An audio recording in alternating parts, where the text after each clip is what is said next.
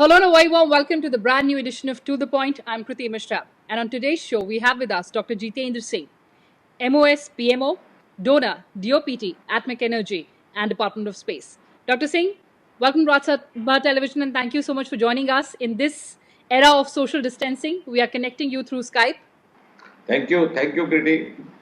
Right, sir. So first, let's talk about DOPT. And of course, we have millions of our viewers who are UPSC aspirants. We understand that the UPSC exams have just been postponed and not cancelled. A bit of clarity from you would be much appreciated. No, I'm glad. I'm glad you asked that, Kriti, because of course the youngsters are always anxious about it, and obviously so because the aspirants are always keen to perform their best, and many of them, the more studious ones amongst them particularly, always tend to make a kind of a timetable for themselves for the preparation of the exam, which is a very coveted exam for them. But as all of us know, under these conditions, in lockdown conditions, it was not have been possible to go ahead with it. But nevertheless, we have been receiving a number of queries, as you rightly said, through different platforms and through different modes of communication. Now, there are two parts to it as far as the civil service exam is concerned. As far as the finals are concerned, we were already into the personality test, the final part of it, which also includes interview, etc. But we had to defer it because of the sudden emergence of this COVID crisis. And that is one aspect. The other aspect is the holding of the preliminary exam, because that also is held during this around this season every year. But now we have always, in fact, we have already clarified it through the print media as well. But it's good that you have given an opportunity to read through your medium, because many of these youngsters are more comfortable and more accessible by the electronic modes of communication. We will take a call after 3rd of May, in a nutshell to say, because obviously it can't be done now. And neither me nor anybody else in the department would be able to actually give enough dates that would be scheduled. That will all depend upon how the lockdown phase goes ahead and how it phases out actually. But nevertheless, after 3rd of May, we already issued a circular as far as the civil service exams are concerned, which include the IAS exams, which also include the Indian engineering services exams, etc., etc. And soon thereafter, about 2 days back, the Staff Selection Commission, the SSC, also has issued a similar circular clarifying that they would take a call after the 3rd of May. So let me also assure through you experiences that they would be given adequate time to prepare themselves. And we also understand the constraint of many of them to travel from one place to the other. And sometimes they have to cover a long distance of an exam at a given center. So considering all those constraints, we would certainly give them sufficient time to be ready for the exam and also to make themselves available for writing the exam. So that is the biggest takeaway, Dr. Singh, that sufficient time would be given to all the aspirants, whether SSC or UPSC. Absolutely, absolutely. And we are as much concerned about their career and their aspiration as they are. But I also appreciate, I understand the kind of sensitivity with which they have been actually flooding the social media. But as all of us understand, I don't think it will be possible to give a categorical tentative date right now. But soon we will take a call. We are already cautious of it. We are seized of this matter. So also the UPSC and the SSC. Right, sir. Absolutely. Point well taken. But moving on, there are several reports floating that the pensioners' pension would be slashed. Yeah, I'm glad you asked that, because this morning also this issue came up. I don't know how it's coming up. I don't know whether it is by design or by mischief or by ignorance or by default, because I don't wish to get into that kind of a debate. It's unfortunate because at no point and no time was this ever contemplated at any level in the government of India. We are concerned about the sensitivity and the requirement of the pensioners and the elder citizens. And I don't know how this rumor and this kind of news, which sometimes is described as a fake news, got circulated that there would be a 30% cut. They even mentioned the exact figure, which I'm amazed. They are such good inventors even in inventing a fake news. They mentioned the exact figure of 30%, which would be the cutoff of the pension to be deducted from each of the pensioners. And one of the news also went to the extent of very insensitively mentioning that those above the age of 80 would be deprived of the pension altogether. I felt hurt to read that because this is not a government as insensitive as some people believe it to be. We understand the requirement, the concerns, and the needs of the elderly citizens of that age, 80 plus and octogenarians, and we can't be that insensitive to deprive them of the pension and leave them to their fate. So I wish once again through your medium to reiterate, we've already retweeting it through the print media as well today, that there is no such move to in fact interfere with the pension mechanism as it exists today. On the contrary, I would use this opportunity to add over here that we made sure at the turn of the month that all the pensioners would get their monthly pension deposited in time in their respective bank accounts.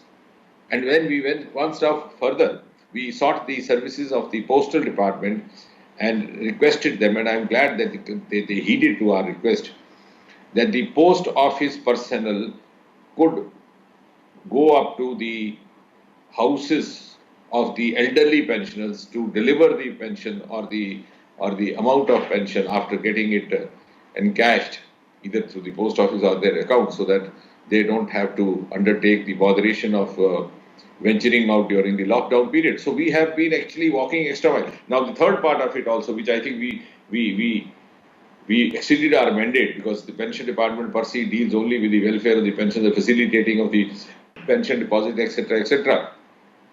But soon after this lockdown was announced, within 1 week, we held a mega video conferencing meeting where we got connected with 20 cities in India, beginning down south from Chennai, from Bengaluru, then going up north up to Mohali, Chandigarh, Jammu, then after Jammu to Jaipur, to Pune, to Mumbai. And we were trying to clarify or respond to all their queries, all their doubts, all their concerns, particularly in the aftermath of the lockdown. And as I said, we exceeded our mandate to offer our services and to reiterate our commitment towards them. We also had, besides us during that video conference meeting, none less than Dr.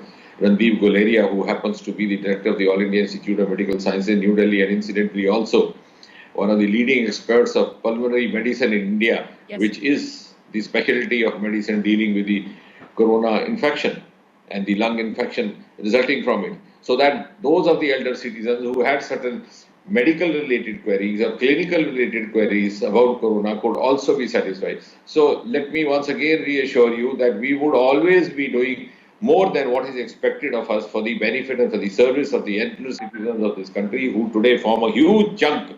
In fact, for the first time now, we have the number of pensioners which exceeds the number of employees, regular employees in the government of India. Absolutely, sir. So that is a very important point that you're making, that there is no proposal to deduct the pensions of pensioners. But moving on, sir, there was an e-platform that was much talked about of DOPT for the frontline warriors of COVID-19. What is that platform and how are you connecting it to people? No, I'm glad that you asked that, because maybe it still requires to be further publicized. We already had an iGot platform which we had floated rather recently, in very recent months, which offered a platform to the officers, particularly the IAS officers, to upgrade themselves, to update themselves. It was meant for capacity building. It was also meant to provide specific inputs and specific kind of expertise depending upon the nature of task or the nature of new assignment that an IAS officer would take after he undergoes a change of his position or office or a transfer. But in the wake of the corona epidemic or pandemic, it occurred to us that we would now devote all our energy and our time and all our resources to conquer this pandemic. And that was the only humble way we could actually offer our contribution to the war that has been undertaken, led by Prime Minister Modi.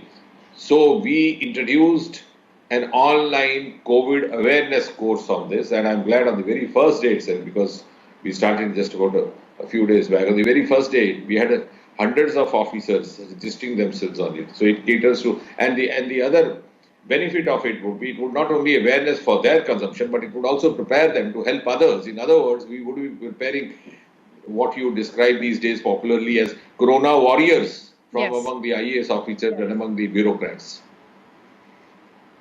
Right, sir. But talking about the central government departments, sir, we understand that the ministers have been working. But now that all of you have joined office, what kind of security or the safety measures that you're applying and ensuring that all the offices adhere to? I think one of the measures that is being observed is obvious from the interview that we are going through right now. We are virtually seeing each other, not actually seeing each other. Yes. And in the office work, also, most of the times we try to conduct ourselves through electronic means. And we are having regular meetings, I would not say that. But of course, observing the discipline of the social distancing as well as the discipline of the limit of numbers of person to be available in a room at a given time, and then we connect with others through video conferencing. Uh, I am also glad to say that most of our work has already got transferred to e-file. In fact, one of the departments of the ministries which I look after happens to be the Ministry for Development of Northeastern Region, or DONE. Incidentally, that was the first ministry way back which went totally e-file. That was about 3 years or so back. Because we also had the urgency of doing so, because we have our headquarters of the Northeastern Council in Shillong, and therefore we were having problems in the delay of disposal of important files, in the delay of the submission of DPRs, in the delay of clearance of DPRs, in the delay of procurement of utilization certificate. So we had already gone e-file, electronic, and therefore it didn't actually make much of a difference to us. We had already used to that kind of working. And so also in the Ministry of Personnel. I'm glad that almost 3/4 of the ministries in the Government of India, of course at the behest of the DOPT, had already switched over maximally to about 70% of work on the e-file, even before this corona epidemic took over. Right, sir. Absolutely. But, sir, since we understand that we're working with skeletal staff everywhere, work from home is the new norm, it is in vogue. What would be the guidelines on appraisal now? No, of course, see, the security, the safety of each one of us and each individual is the prime concern. Whether we sit at home, whether we sit at home or in the office, but at the same time, the show must go on. And the show has to go on. Somebody has to bell the cat and somebody has to take the lead. If all of us then allow the office doors to be shut down, it won't actually send out a message of reassurance. And I'm glad from tomorrow, following the example of DOPT, some other states and union territories are also going to follow us. One of them, of course, happens to be the Union Territory of Jammu and Kashmir, which is also resuming its offices from the 20th of April. And of course, observing the norms that we do, even otherwise, while working from home, which includes the use of face masks, the frequent sanitization, etc., which I don't need to repeat, I think we could carry on with a certain discipline. Dr. Singh, you represent JNK, UT of JNK as your parliamentary constituency. Tell us about the preparedness of JNK to combat COVID-19.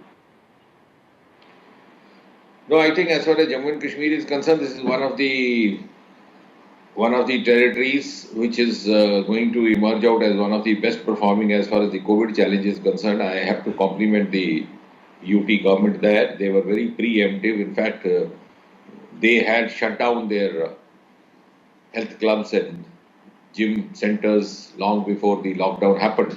They were quite preemptive about it. They were quite strict about it. To begin with, of course, it was obvious there were problems in eliciting cooperation from people, because people did not actually understand the seriousness of it or what it was all about. And since over the last 30 years, Jammu and Kashmir had gone through a long spell of militancy, so they took this lockdown or something like a military curfew, and they would try to sneak out, try to dodge the security forces, and come out. But then gradually, as the awareness spread, they could realize that, look here, this is not a police curfew. This is a curfew which is self-imposed for our own self. So if we even try to bluff the police, bluffing them, we would actually be bluffing ourselves. And now I'm glad that the lockdown has been so effective that we have women folk coming out on the roads and carrying sticks and warning youngsters from loitering around. Even in the more sensitive districts where the corona risk was a little on the higher side, like for example, one of them was the district Rajouri, where the first Tablighi case was detected, who later died in the Srinagar hospital, and he belonged to a village called Manjakot in the district. The second district was Udhampur, and third Bandipora.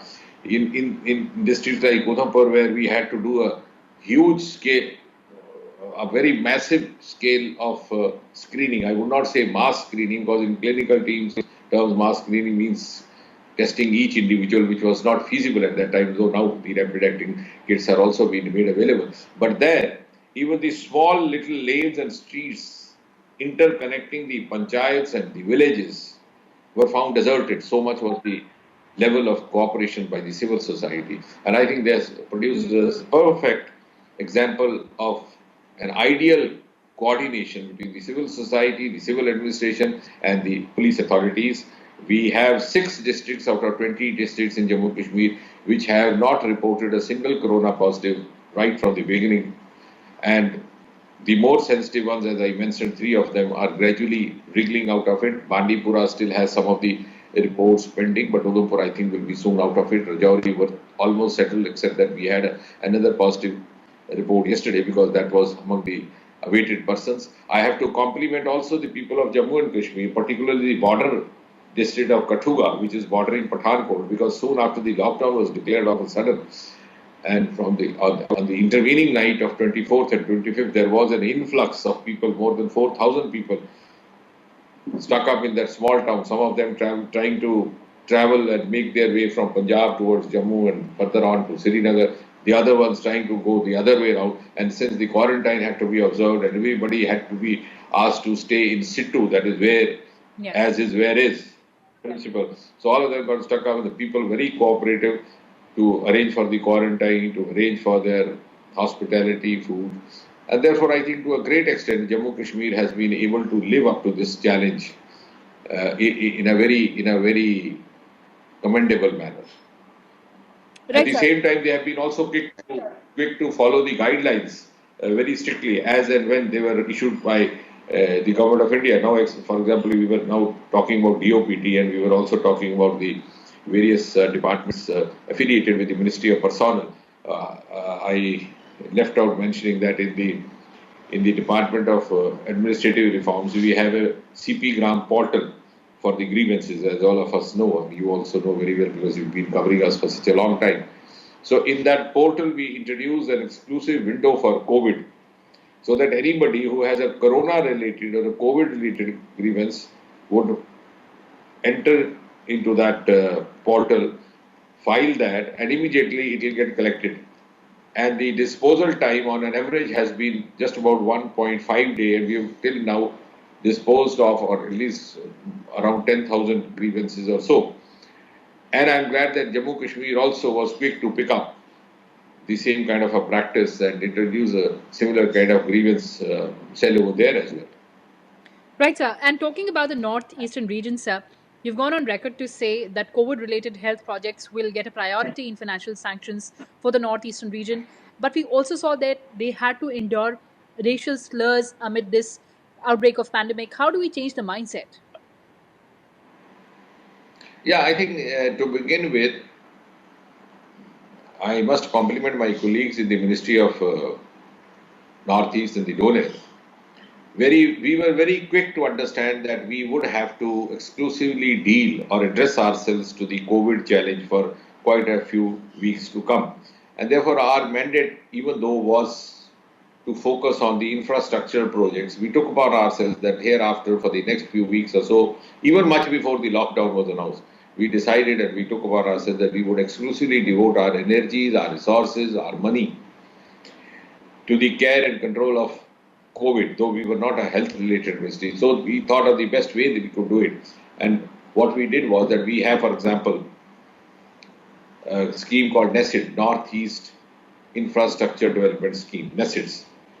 And in that scheme, under that scheme, we have a category for the health-related projects. And we advised all these, that carries a budget of more than 500 crore or so. So we advised all the 8 states of Northeast that if you come out with proposals related to corona-related problems, we would fund that on priority and we would consider that as your health sector investment. And I'm glad that many of the states are very quick to come forward. Mizoram, for example, came forward.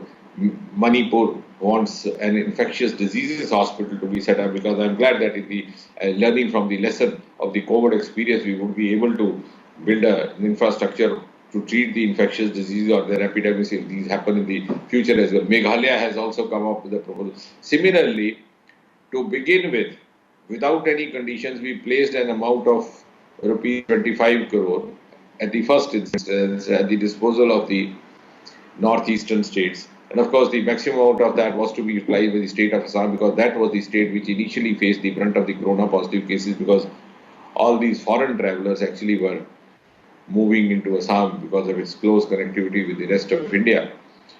And the first death also happened in Silchar in Assam.